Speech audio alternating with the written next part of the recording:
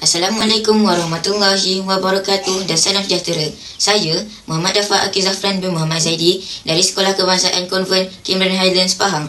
Ini merupakan rekaan School of Tomorrow saya. Ayo saksikan. School of Tomorrow.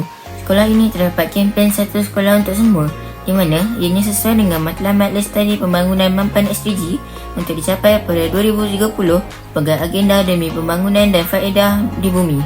Infrastruktur bangunan. Sekolah ini mempunyai infrastruktur bangunan yang direka khas seperti dewan sekolah yang luas dan fasiliti yang serba lengkap serta ruang pentas yang selesa. Sekolah ini juga dilengkapi dengan 6 unit bilik darjah yang direka khas untuk keselesaan murid serta guru, serta 1 unit bilik darjah prasekolah. Selain itu, sekolah ini juga mempunyai makmal komputer, makmal sains, ruangan pejabat untuk rujukan dan surau bagi murid-murid Islam.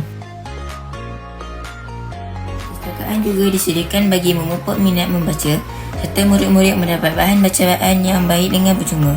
Sekolah ini juga menyediakan kantin yang bersih serta menawarkan RMT bagi memastikan tiada kelaparan dan peluang pekerjaan agar tiada kemiskinan. Infrastruktur yang lengkap ini bertujuan untuk memastikan agar murid-murid mendapat pendidikan berkualiti secara eksklusif dan saksama.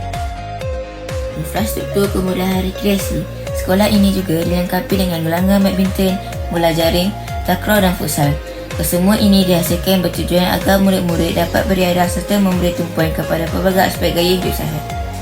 Selain itu, sasaran sekolah ini menyewakan gelanggang yang ada pada orang awam. Sasaran ini bertujuan untuk menjana pendapatan dan menggalakkan aktiviti sihat kepada setiap peringkat umur. Infrastruktur sosial. Sekolah ini mempunyai persekitaran yang baik, selamat dan sihat. Sekolah ini dilengkapi dengan taman permainan, sudut bacaan dalam taman, kolam ikan, tong sampah kita semula, pondok pengawal keselamatan dan sebagainya. Persekitaran yang baik akan menghasilkan pelajar berkualiti cemerlang dan terpuji. Pelestarian ekonomi sekolah. Sekolah ini juga mempunyai beberapa inisiatif lain bagi menjana pendapatan seperti kebun sayuran serta ternakan. Ini bertujuan untuk mengurangkan kemiskinan dan memastikan tiada kelaparan. Di bahagian atas bangunan sekolah, ini terdapat tempat penampungan air hujan dan panas solar. Sekolah ini menggunakan air hujan yang telah dirawat dan disanitasi sebagai sumber air. Manakala, panas solar pula dapat memberi tenaga boleh baharu dari alam semula jadi, iaitu matahari untuk beroperasi. Ianya boleh menampung keseluruhan penggunaan di bangunan ini. Kedua-dua sistem ini direka untuk membina infrastruktur yang berdaya tahan, menggalakkan perindustriannya inovasi. Itu sahaja dari saya. Sekian, terima kasih.